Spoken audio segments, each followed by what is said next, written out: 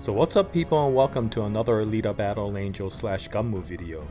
And as you can see, for today I would like to talk about the special martial arts called Panzer Kunst.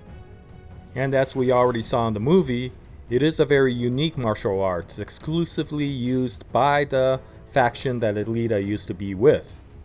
And it is considered a lost art and a legendary martial arts used by the cyborg mercenaries of the past era.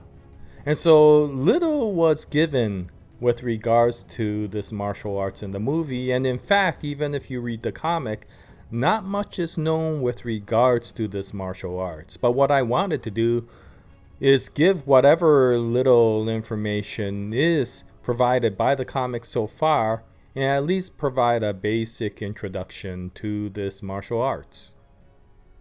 Now before I begin, I would like to give my standard spoiler alert. I'll try to avoid as many plot points as possible when talking about the martial arts. However, unlike some of the other videos, I will have to reveal a few things when going over this topic. And I will be introducing a few characters that come out later on in the story, and I especially will be focusing on one specific fairly important character that comes out later on in the story. Now for the moviegoers, I don't think you'll have to worry too much, because I don't think this character will come out before something like movie 6 or 7, if at all. However, for the comic readers, if you haven't read the latter part of Battle Angel Alita Last Order, the second series, then you may want to shut this video off if you're planning to read it in the near future and don't want to be spoiled with regards to the possible characters that come out later on. However, if you don't mind a little bit of a spoiler and would like to hear a little bit more about this martial arts, then yeah, please stay on. Anyway, that's my standard spoiler alert. Now, as we know from the movie, Panzer Kunst is a very unique martial arts that was specifically used by the cyborg mercenaries of a past era, and is considered to be one of the strongest martial arts in the Alita Battle Angel universe.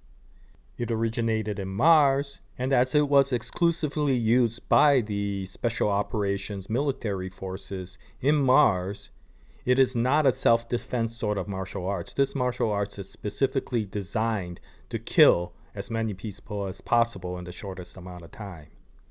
And it's considered a lost martial arts in that no known Panzer Kunst practitioner is considered to be alive in this current era, of course with the exception of Alita. Now to best understand the background of Panzer Kunst, one has to go out from the confines of Mars and go back to Earth, and go all the way back to the geocatastrophe that destroyed the Earth as we know it at this time, the countries of Earth as we know it at this time, and eventually created the new Earth with the great sky cities. And right after the geocatastrophe occurred, there was about 70 years of a great ice age, and that almost decimated most of mankind, with the only survivors being in forms of kind of a nomadic tribes. The best way to describe this is to think about Mad Max Fury Road, but in minus 40-degree weather.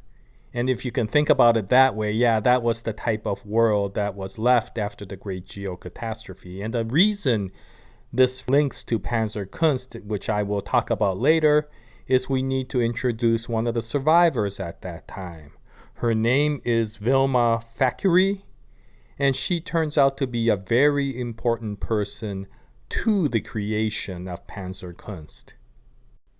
Now, why Vilma is so important to Panzer Kunst is although she is considered to be just an ordinary human survivor from the geocatastrophe, she is nothing but ordinary when you learn about her. She is considered to be one of the strongest characters to come out in the Alita Battle Angel universe, and is far stronger than the Alita that comes out in the movie. And in fact, if the Alita that comes out in the movie were to meet with Vilma, fully equipped with her berserker body, and giving her 2 Damascus blades fully charged with plasma and the assistance from Gruishka to help her out, and they fought Vilma. Vilma will basically kill Gruishka and Lita in less than 5 minutes without breaking a sweat. That's how strong Vilma is. Now later on, Vilma befriends a person who will eventually become the most influential person to the creation of the new civilization and these great sky cities. And just like with any new leader that tries to bring civilization into a chaotic society, this person was met with a significant amount of opposition and a lot of people who were trying to kill this person to gain power. And so Vilma promised herself that she will protect this person by going out into the night and assassinating any of these people who were in opposition and planning to kill this person. Now, there is a lot more to this story in the comic, which I won't go into to avoid spoilers, but why I brought this point up in this Panzer Kunst video is during one of her patrols, she ran into this gentleman who was fighting a huge mob of police. And she got impressed because of the fact that despite being so outnumbered, he was winning the battle. And so she decided to watch, and eventually he won the entire battle, but he was fatally wounded. Now, before dying, this man saw Vilma, and in his last dying breath, pleaded with Vilma to take his baby boy and raise him in safety. And he handed his baby son to her before he died. Now, right around that time, this friend of Vilma's who she swore to protect passed away, and with that, Vilma had no real reason to remain in Earth. And so she handed that baby to her disciples of martial arts and headed off into space. Now, this young boy grew up to become the founder of Panzer Kunst, and his name was Tiger Sauer. Yes, Tiger Sauer. Yes, it does sound like a Cobra Kai sort of name. But yeah, well, that's what it came out in the comics, so live with it.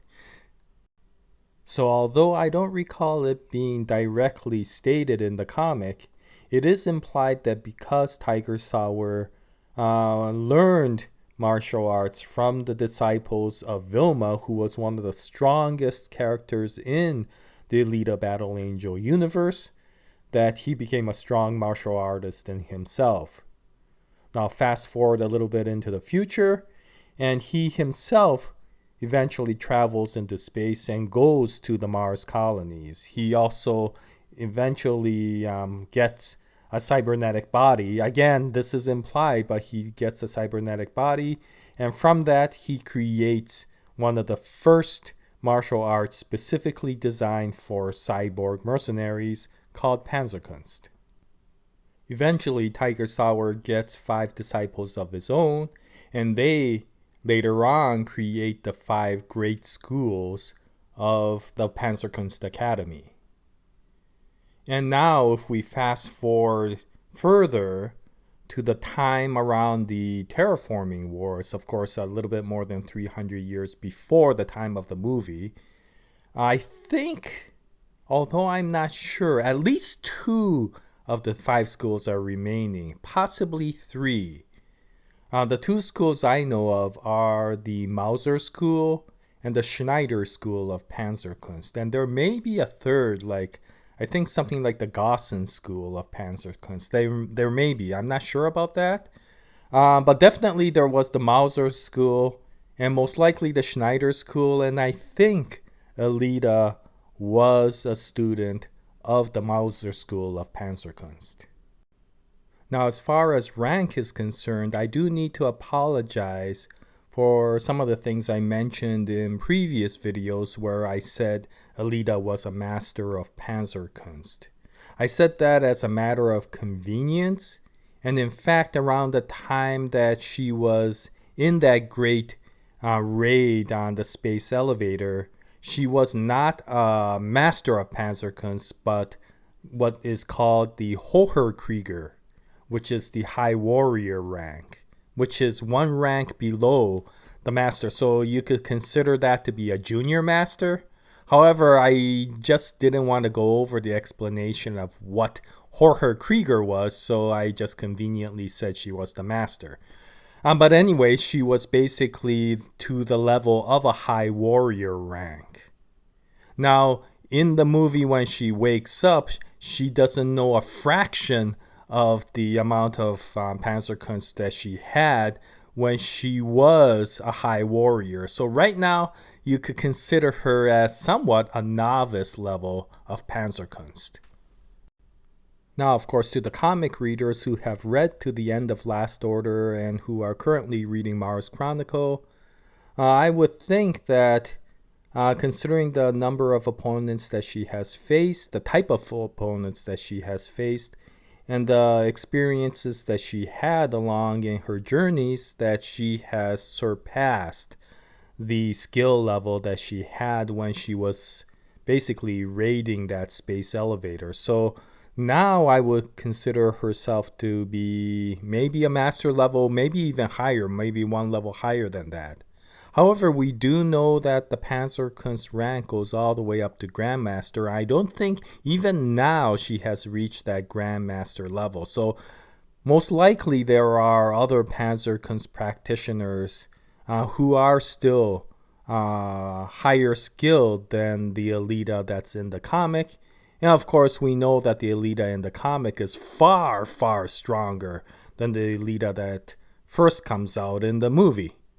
And so that, of course, gives the movie viewers the idea of just how long a journey that this character will have, to get to the levels that you see in the current stages of the comic. As for the reason why this martial arts is called Panzerkunst, or the armored arts, from what I can tell is threefold. The first is that, of course, this martial arts is made for the cybernetic mercenaries. And so the moves that are in this martial arts are made to take advantage of the cybernetic bodies that they have.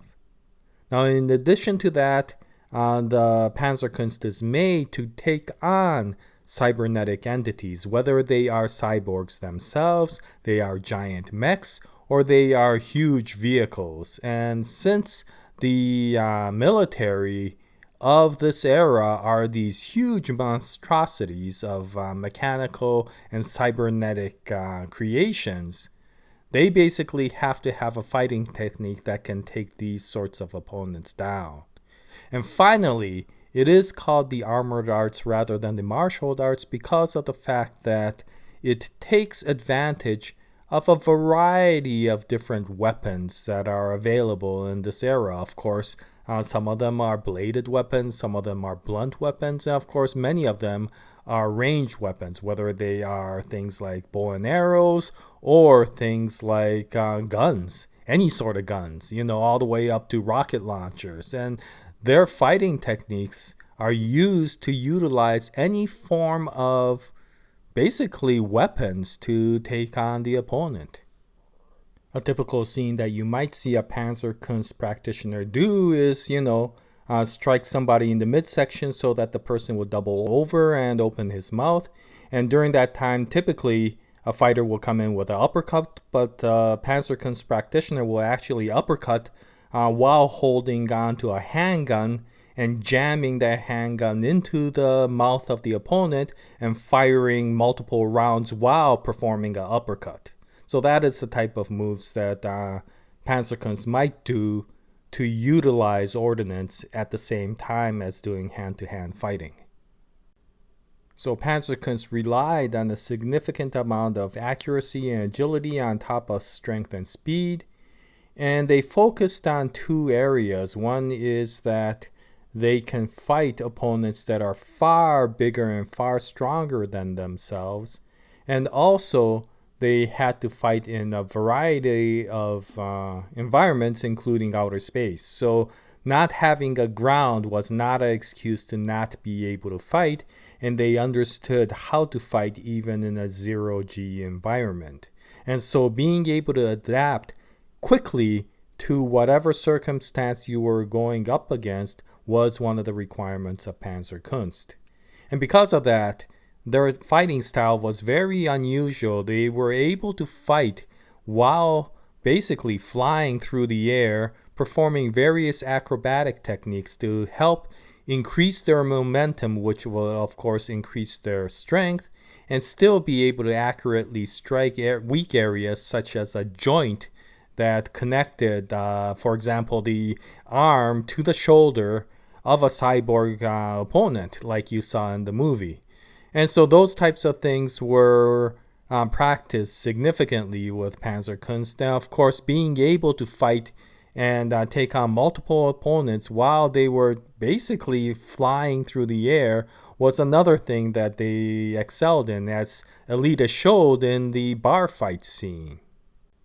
And since they had to take on opponents that were oftentimes far bigger and far stronger than themselves, they learned things like synchronization and the ability to take the opponent's momentum and use it against them that you often see in martial arts of this era. So of course, one of the moves that you typically see a Panzer Kunst practitioner do is something called, and I apologize for my mispronunciation, Ausserstosse. And that is where you basically harmonize and synchronize your body to the movements of your opponents so that you can easily move away from their attacks. And when you notice that their attack is coming in at the strongest force, then you counter with your attack, hitting them with your strongest force and multiplying that damage significantly because you use their force against them. And of course, that is a typical move that you see in almost any sort of striking martial arts. And of course, in boxing, it is your typical counterpunch maneuver. But of course, the main difference is since your opponents are often enhanced cybernetic beings who can move extremely fast, the level that you have to synchronize has to be really heightened. And also, since you often are doing this while you're flying at around 30 miles per hour, you have to have the extreme amount of strength, agility, and durability to take on a lot of the opponents that come up in this, era of technology. And so this finally brings us to some of the unique attacks that are found in Panzer Kunst. And some of them are ultrasound based or ultrasonic based. And the reason they created these attacks is they understood that many of their opponents were going to be cyborgs or these huge armored mechs. And they often had these really thick armor platings that made it extremely difficult to do full frontal attacks. And so they created these ultrasound attacks that will penetrate right through the armor and be able to target weak areas within the body. And these attacks came in multiple levels of sophistication, of which the most basic level or the elementary level was called Herzeheian, and it was one of Alita's signature moves. And so during hand-to-hand combat, Alita would start vibrating her hands at extremely high frequencies, and then all she had to do was touch the opponent's body with the palm of her hands for a fraction of a second to release that energy into their body. And the typical target that she would go for is the opponent's head, because of course every cyborg had a living brain inside their heads, and so that became a perfect target to go after. And by releasing that energy, vibration energy will penetrate right through the skull and go into the brain and then release its full destructive energy there. Basically, a small explosion would occur in the brain. And as a little side note of trivia, it was during a motorball game in the comic when Alita performed Herzeheian on one of the opponents, and it was during that time that she gave that signature speech, "I will not stand by in the presence of evil." So I thought that was quite amusing. Now, the more advanced version of this ultrasound attack was called Herznadel and Verschlag. And Verschlag was an attack similar to Herzeheian, but instead of detonating right away, this vibration energy would actually just bounce around in the opponent's body. And the reason they did this is that they knew every once in a while they would come across an opponent that was so durable that a single Hertz Heian attack would not be enough. And so Verschlag was a method that gave the Panzer Kunst masters the ability to put in multiple numbers of these vibrating energies. And they will bounce around inside the body and eventually collect to a certain area like the heart or again the brain, or even a joint. And then the Panzer Kunst master would come in with a secondary attack called the Herzenadel. And that would detonate the energy and cause a massive explosion inside the body. And the ultimate of these attacks that required a significant amount of mastery was an advanced version of Verschlag. And that was where the Panzer Kunst practitioner can put in multiple energies, just like in the Herzenadel / Verschlag, but these would just bounce around and eventually collect to a certain area and detonate on its own at a specific time determined by the Panzer Kunst practitioner. And so the Panzer Kunst practitioner can, in an instant, put in a multiple number of these waves and have them bounce around kind of harmlessly in the body. And then at a specific time that they determine during the time that they give this attack, several days, several weeks, and even several months later, they will come together and then finally detonate. And this was a perfect, of course, kill technique to any assassin because of the fact that, of course, the victim would die during a time when the person who attacked was completely in a different location. So they could basically attack a person without a person even knowing it. And then several days, several weeks, several months later, all of a sudden the person would die of a heart attack because the Verschlag attacks would suddenly, detonate. And even if the victim found out, there was really nothing the victim can do to stop it. There was no way to stop these, ultrasonic energies that were bouncing inside the body. And so the victim would only be able to wait until the Verschlag would detonate and then they would die. And the only way they could counter it is to find another Panzer Kunst practitioner who was willing to put in another set of Verschlag that was equivalent to the original Verschlag, but 180 degrees out of phase, so that when they hit, they would actually exactly negate the other Verschlag and nullify it. And finally, since Panzer Kunst is the armored arts rather than just the martial arts, there were some unique fighting techniques where they used very specialized weapons in their fighting to enhance their capabilities. And the two that we know of are Kurzbaumkunst and Kugelkeit. At least those are the ones that I remember. And Kurzbaumkunst were these little tiny explosives the size of BBs that the Kunstlers would put on their fingertips. And during hand-to-hand combat, they would deploy them in weak spots of their opponents, oftentimes in the joints of their limbs. And then, of course, once all of these bombs were deployed, they would detonate them at once. And of course, by destroying their joints, the opponent will become completely immobile, and then they could do things like interrogate them. Now, if they wanted to do a quick kill, then they would focus on areas like their neck or right near their brain. On the other hand, Kugelkeit was a purely defensive move. And this was made because they understood that they would often go against opponents that used guns. And since their opponents knew that a cyborg was the weakest at the brain, most of the opponents will shoot right at the head. And so Kugelkeit was this method where they would hide small bullets in their mouths, ammunition in their mouths. And once they found that the opponent shot them in the head, then they would immediately fire these bullets from their mouths with great accuracy so that they would actually hit the oncoming bullets and deflect them and, of course, save their lives that way.